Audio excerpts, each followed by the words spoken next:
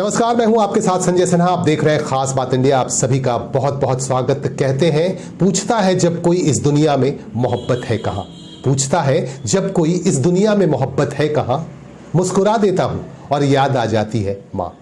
एक तरफ देश में किसान बिल को लेकर संघर्ष चल रहा है, इस पर प्रदर्शन लगातार चल रहा है किसानों की तरफ से। वहीं दूसरी तरफ हमारे पास खबर आ रही गुजरात से। गुजरात में आज देश के प्रधानमंत्री नरेंद्र मोदी ने किसानों से मुलाकात की। यहां किसानों से मुलाकात करने के क्रम में उन्होंने कई टॉपिक्स पर, कई मुद्दों पर बातचीत की। गुजरात में सिख और पंजाबी समुदाय के किसान काफी तादाद में रहते हैं जो यहां बस गए हैं और यहां खेती बाड़ी का काम करते हैं। ऐसे लोगों से मोदी ने मुलाकात की और मुलाकात करने के बाद देश के प्रधानमंत्री नरेंद्र मोदी ने कई मुद्दों पर उनसे बातचीत भी की। आइए अब आपको लिए चलते हैं बंगाल के रानीगंज में। इन दिनों पश्चिम बंगाल सरकार की तरफ से दुआरे सरकार अभियान चलाया जा रहा है। इसी के तहत आज रानीगंज में यह अभियान चलाया गया काफी जोर शोर से। आसनसोल म्युनिसिपल कॉर्पोरेशन के 51 नंबर वार्ड में यह अभियान यहां काफी जोर शोर से चला। इस मौके पर ब्लॉक अध्यक्ष कांचन तिवारी मौजूद थे, तृणमूल कांग्रेस के ब्लॉक अध्यक्ष, और उनके साथ थे संदीप भालुटिया जिन्होंने हाल ही में तृणमूल कांग्रेस ज्वाइन किया है। वह रानीगंज चैम्बर ऑफ कॉमर्स के अध्यक्ष भी हैं। और इन नेताओं की मौजूदगी में यहां यह अभियान चला और इस अभियान के तहत पश्चिम बंगाल सरकार की 11 परियोजनाओं पर की चर्चा की गई और इसके बारे में लोगों को बताया गया और उनसे कहा गया कि इन परियोजनाओं का लाभ ज्यादा से ज्यादा संख्या में लोगों को लेना चाहिए।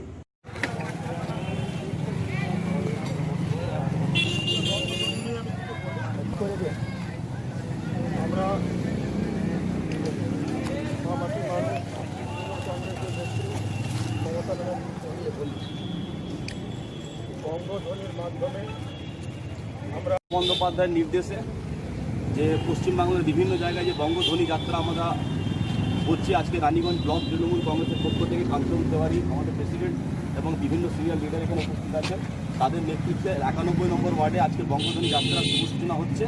कोरोना वैक्सीन के वितरण का काम शुरू हो चुका है। विभिन्न राज्यों को तमाम संसाधन उपलब्ध करा दिए गए हैं और जो राज्य बाकी बच गए हैं वहां भी तमाम संसाधन भेजे जा रहे हैं और वैक्सीन का सिलसिला शुरू हो चुका है। इसी के बीच आज दिल्ली में एक पत्रकार सम्मेलन के दौरान स्वास्थ्य मंत्रालय के सचिव राजेश भूषण ने बताया कि कोरोना वैक्सीन देने के बाद साइड इफेक्ट्स हो सकते हैं, इसे लेकर राज्यों को सतर्क रहने की जरूरत है, काफी सावधान रहने की जरूरत है। अगर ऐसी कोई बात होती है तो काफी सतर्कता बरतनी होगी क्योंकि दूसरे जो टीका है उनके भी साइड इफेक्ट्स होते हैं। उसी तरह से कोरोना वैक्सीन के भी साइड इफेक्ट्स हो सकते हैं। इस तरह की बातें प्रेस मीट के दौरान राजेश भूषण ने कही। आइए आपको आगे लिए चलते हैं। हमारे पास एक खबर आ रही है आसनसोल से। आसनसोल के रेल पार इलाके में हिंदी हाई स्कूल के नए भवन का उद्घाटन आज किया गया। यहां आदर्श हिंदी विद्यालय का उद्घाटन किया आसनसोल म्युनिसिपल कॉर्पोरेशन के प्रशासनिक बोर्ड के चेयरपर्सन जितेंद्र तिवारी ने। उनका यहां स्वागत किया गया। उन्होंने कहा कि हिंदी भाषी छात्र छात्राओं को पढ़ने में किसी तरह की दिक्कत ना हो, इसे देखते हुए इस हिंदी भाषी विद्यालय के नए भवन का काम किया गया और बाजाब्ता आज इसका उद्घाटन भी हुआ। मुक्तेश्वर नाथ तिवारी साहब का अनुरोध किया जाता है कि वो मेयर साहब को गुलदस्ता और सवाल देकर स्वागत करें। और सोनू आए हैं हमारा मुख्य।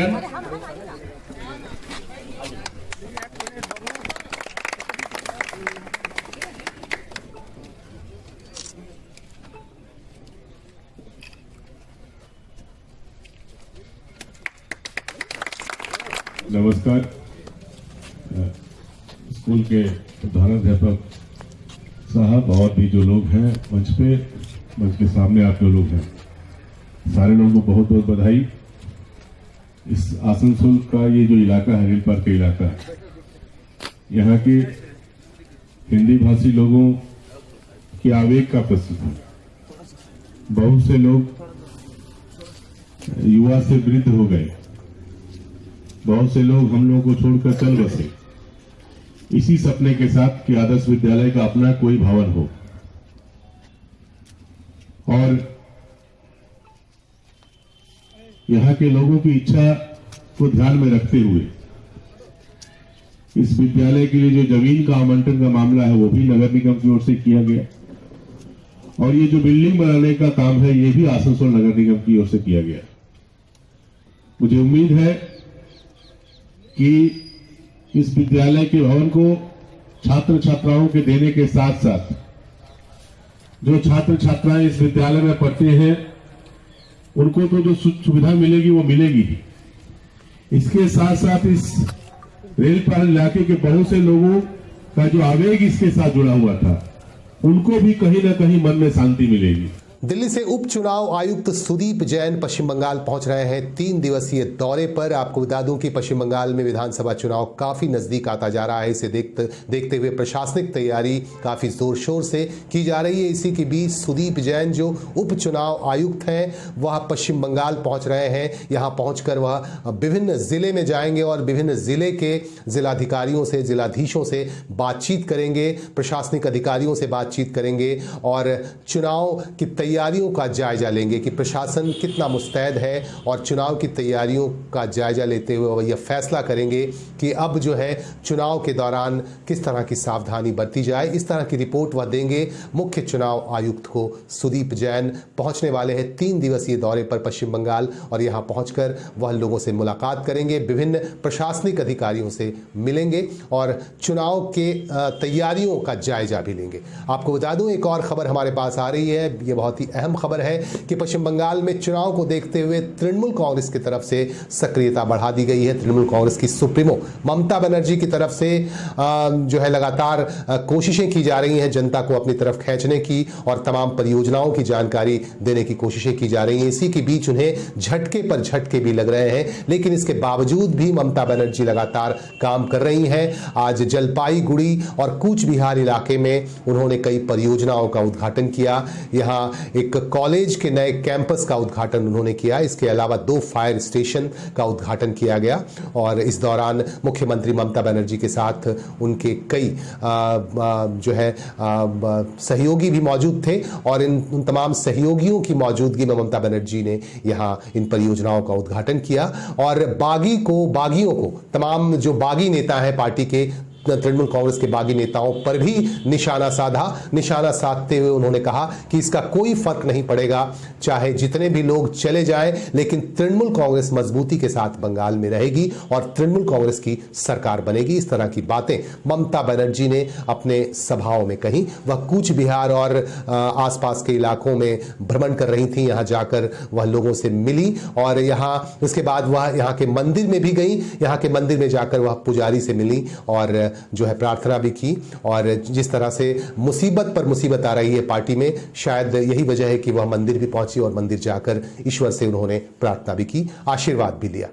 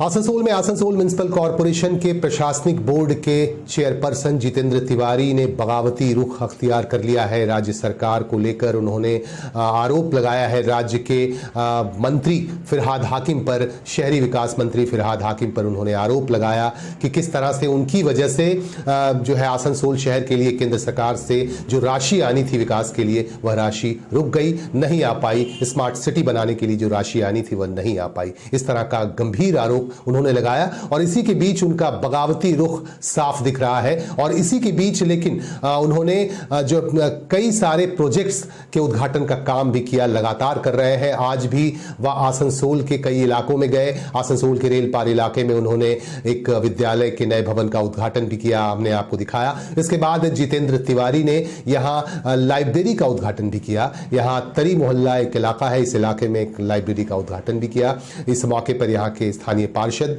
भी मौजूद थे और इन तमाम लोगों की मौजूदगी में यहां उद्घाटन किया गया लाइब्रेरी का। और उन्होंने अपने वक्तव्य में यह कहा कि यहां के छात्र छात्राओं को किसी तरह की कोई दिक्कत ना हो, इसके लिए लाइब्रेरी की सुविधा यहां दी जा रही है।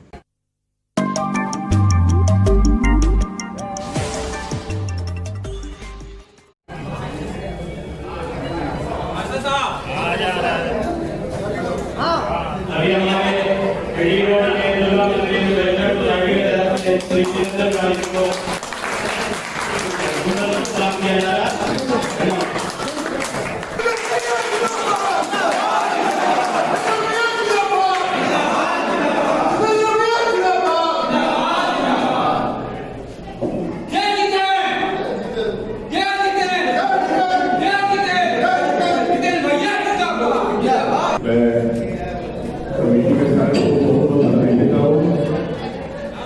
यहाँ के मंदिर कमेटी के लोगों को बहुत बहुत बधाई कि उन्होंने मंदिर के कोने में ही स्थान दिया था कि बच्चों के उत्थान के लिए, बच्चे नौकरी की तैयारी के लिए लाइब्रेरी उनके लिए बना दिया जाए। आज उस लाइब्रेरी का उद्घाटन हुआ। मुझे उम्मीद है कि रेलपार के इस इलाके के बच्चे यहाँ पर अपने कॉम्पिटिटिव एग्जाम की तैयारी करेंगे, पढ़ेंगे, 2 घंटा 4 घंटा समय देंगे और आने वाले दिनों में अपने जीवन में उन्नति करके अपने माता पिता के सपनों को पूरा करेंगे, उसके साथ साथ आसनसोल वासियों के सपनों को पूरा करेंगे। उनकी उन्नति केवल उनकी व्यक्तिगत उन्नति नहीं होगी, उनकी उन्नति कहीं न कहीं इस शहर आसनसोल की उन्नति में अपना सहयोग, अपना योगदान देगी। भगवान से ये प्रार्थना करता हूँ कि इस मंदिर के कोने में जो ये कॉम्पिटिटिव लाइब्रेरी बनाया गया है, यहाँ जो भी बच्चे पढ़ेंगे ईश्वर का आशीर्वाद उनको मिले, जिससे कि सच्चाई के पथ पर अग्रसर होते हुए वो इस शहर को और आगे ले जाए। फिर एक बार आप सारे लोगों को बहुत बहुत बधाई देते हुए पश्चिम बंगाल में ममता बनर्जी सरकार को लगातार झटके दिए जा रहे हैं। उनके ही दल के बागी नेताओं की तरफ से लगातार झटके दिए जा रहे हैं। शुभेंदु अधिकारी जो परिवहन मंत्री हुआ करते थे राज्य सरकार में, उन्होंने इस्तीफा दे दिया और इस्तीफा देने के बाद चर्चाओं का बाजार गर्म हो गया कि वह भाजपा का दामन थाम लेंगे। लेकिन अभी तक आधिकारिक तौर पर शुभेंदु अधिकारी ने भाजपा का दामन नहीं थामा है, लेकिन केंद्र सरकार की तरफ से उन्हें जेड श्रेणी की सुरक्षा मुहैया करा दी गई है। और ये बातें इस बात की ओर इशारा करती हैं कि हो सकता है शुभेंदु अधिकारी बहुत जल्द भाजपा का दामन थाम लें। आपको बता दूं कि शुभेंदु अधिकारी के शुभचिंतक जो तृणमूल कांग्रेस से जुड़े हुए हैं, उन्होंने आज जन्मदिन भी मनाया शुभेंदु अधिकारी का। बर्नपुर और आसपास के इलाकों से खबर आ रही है कि शुभेंदु अधिकारी के चाहने वाले जो यहां मौजूद हैं, उन्होंने दादा का जन्मदिन मनाया और उन्हें बधाई भी दी। इस तरह की बातें हमारे पास लगातार पहुंच रही हैं। इन्हीं बातों के बीच हमारे पास दिल्ली के मुख्यमंत्री अरविंद केजरीवाल की तरफ से एक खबर आ रही है। अरविंद केजरीवाल ने अनाउंस किया, आज घोषणा कर दी कि यूपी से भी उनकी पार्टी आप चुनाव लड़ेगी और यूपी में भी अपनी जड़ें मजबूत करेगी। आइए देखते हैं उन्होंने क्या कहा। आने वाले 2022 के विधानसभा चुनाव में आम आदमी पार्टी उत्तर प्रदेश में चुनाव लड़ेगी। दिल्ली में यूपी के बहुत भाई बहन रहते हैं। जब से दिल्ली में आम आदमी पार्टी की तीसरी बार सरकार बनाई गई है, दिल्ली में रहने वाले कई यूपी के लोग मेरे पास आए। यूपी से भी बहुत सारे लोग और बहुत सारे संगठन मेरे पास आ रहे हैं और कह रहे हैं जी आम आदमी पार्टी को यूपी का चुनाव लड़ना चाहिए। जो सुविधाएं आपने दिल्ली में दी हैं वो यूपी में रहने वाले हमारे परिवारों को भी मिलनी चाहिए। मैंने उनसे पूछा कि हमारी छोटी सी पार्टी ये कैसे करेगी, तो उन्होंने कहा जी यूपी की जनता अब इन पुरानी पार्टियों से बिल्कुल त्रस्त हो चुकी है। यूपी के लोग ही आगे आएंगे, आम आदमी पार्टी के साथ जुड़ेंगे और यूपी को अपनी जागीर समझने वाले इन बड़े बड़े नेताओं को हराएंगे। बंगाल के कुल्टी से हमारे पास खबर आ रही है। कुल्टी में तृणमूल कांग्रेस के युवा नेता अभिजीत आचार्य ने एक और झटका दिया है सरकार को। आपको बता दूं कि अभिजीत आचार्य ने खुद को बंग ध्वनि अभियान से अलग कर लिया है। इस बात का उन्होंने ऐलान भी किया और उन्होंने पूर्व डिप्टी मेयर तबस्सुम आरा पर कई तरह के गंभीर आरोप भी लगाए। आपको बता दूं कि आसनसोल म्युनिसिपल कॉरपोरेशन के प्रशासनिक बोर्ड के चेयरपर्सन जितेंद्र तिवारी ने फिरहाद हाकिम पर आरोप लगाया था और यह आरोप लगाकर उन्होंने कहा कि उनकी वजह से आसनसोल शहर को जो विकास की राशि मिलनी थी वो नहीं मिली, स्मार्ट सिटी के लिए जो राशि मिलनी थी वो नहीं मिल पाई। इस तरह का गंभीर आरोप उन्होंने फिरहाद हाकिम उर्फ बॉबी हाकिम पर लगाया। और इसके बाद आज अभिजीत घटक ने खुद को अलग कर लिया। पश्चिम बंगाल सरकार का जो अभियान है बंग ध्वनि अभियान, उससे खुद को अलग कर लिया, उस टीम से अलग करने का ऐलान किया और उन्होंने तबस्सुम आरा पर कई तरह के गंभीर आरोप भी लगाए। उन्होंने कहा कि वह खुद को फिरहाद हाकिम की बहन कहती हैं और इसकी आड़ में वह पैसों की वसूली भी करती हैं। इस तरह का गंभीर आरोप उन्होंने लगाया और आइए देखते हैं कि उन्होंने किस तरह के आरोप लगाए तबस्सुम आरा पर। বলছে আপনি বঙ্গধনী যাত্রা ইয়ে করেছেন, মানে বাতিল করেছেন কেন? বাতিল করেছি, দেখুন আপনারা জানেন যে বঙ্গধ্বনি যাত্রাটা হচ্ছে মানুষের সাথে, মানুষের কাছে পৌঁছানো।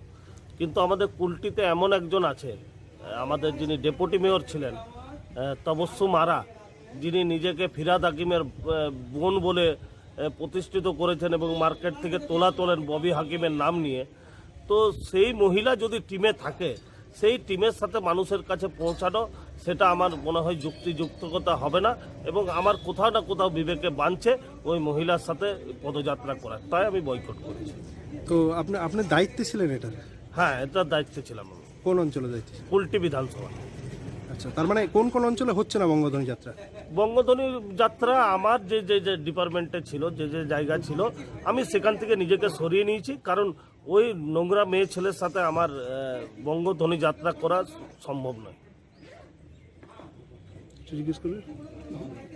अभी अभी आपने देखा कि किस तरह के आरोप लगाए गए हैं अभिजीत आचार्य की तरफ से, जो कुल्टी में तृणमूल कांग्रेस के नेता हैं और उन्होंने आरोप लगाया है सीधे सीधे तबस्सुम आरा पर, जो आसनसोल की डिप्टी मेयर भी रह चुके हैं। और इसके बाद हमारे संवाददाता ने बात की डिप्टी मेयर तबस्सुम आरा से कि उनका इस पर क्या कहना है। আপনার বিরুদ্ধে আপনাদের দলের সঙ্গী যিনি ছিলেন অভিজিৎ আচার্য, এক্স কাউন্সিলর, অভিযোগ করেছে আপনি ববি হাকিমের বোন বলে পরিচয় দিচ্ছেন এবং মার্কেট থেকে তারা টাকা তুলছে, তোলাবাজি করছেন। এই ব্যাপারটা আপনি কীভাবে দেখছেন? अभिजीत आचार्य जो भी कहा, अभी ऐसा कोई रिपोर्ट मेरे तरफ आया नहीं। मीडिया के माध्यम से आप लोगों ने कहा पार्टी का जो ऊपर जो हमारे डिस्ट्रिक्ट प्रेसिडेंट है, चेयरमैन है, स्टेट के है, वो लोग फैसला करें कौन रहेगा कौन नहीं रहेगा। अभिजीत आचार्य जुम्मा 8 दिन हुआ कांग्रेस से आए, वो बताएगा पार्टी में कौन है। नहीं, दिखा जा रहा आपका नाम विरुद्ध में अभियोग कर रहे हैं कि आप तोलाबाजी कर रहे हैं एवं उसके लिए वो बंगोध्वनि यात्रा से बॉयकॉट किया। अच्छा, आप पब्लिक से पूछ सकते हैं। हम तो बंगोध्वनि यात्रा में आज सेकंड डे भी गए, चीनाकोड़ी बाजार गए, डिशरगढ़ पर गए। पब्लिक से जाकर पूछिए कि डिप्टी मेयर ने तोलाबाजी किया कि क्या किया, कि ममता बनर्जी के द्वारे सरकार की स्कीम को पहुंचाया। इस सब बातों का लिए मेरे लिए कोई मायने नहीं रखता। और अभिजीत आचार्य कोई फैक्ट नहीं है, उसको हम कोई मायने नहीं देता, कोई वैल्यू नहीं देता है। जो वैल्यू देता है वो समझो, उससे मेरे लिए कोई नहीं है। मेरा लिए है ज़्यादा, मेरा रिस्पेक्ट है, मेरा है तृणमूल कांग्रेस, मेरा पार्टी का जो सीनियर है, जो हमको जैसा कहेगा वैसा करेंगे। तो आप लोग का टीम में जो था, आपको कुछ खबर दिया गया कि वो बॉयकॉट कर रहा है, कुछ ऐसा कुछ नहीं, ऐसा हमारे पास कोई खबर नहीं आया। कोई भी हमको इस तरह सा इन्फॉर्मेशन भी नहीं मिला, ना कोई हमको इस तरह से कोई बोला है। तो आपको विरुद्ध में जो अभियोग तुल रहे कि सरासर गलत है? देखिए, अभिजीत आचार्य क्या बोल रहा क्या नहीं बोल रहा, उससे मेरे लिए कोई मायने नहीं रखता। वो मेरे लिए कोई फैक्ट है नहीं। जुम्मा 8 दिन हुआ पार्टी छोड़ के आया, मेरा पार्टी में वो बताएगा कि हम क्या करेंगे, कोई मायने नहीं रखता है। इन्हीं बातों के साथ हम लेंगे आपसे विदा। आप हमारे साथ बने रहें, अपने सुझाव हम तक पहुंचाते रहें और अपने विचारों से भी हमें अवगत कराते रहें। आज के लिए बस इतना ही। नमस्कार।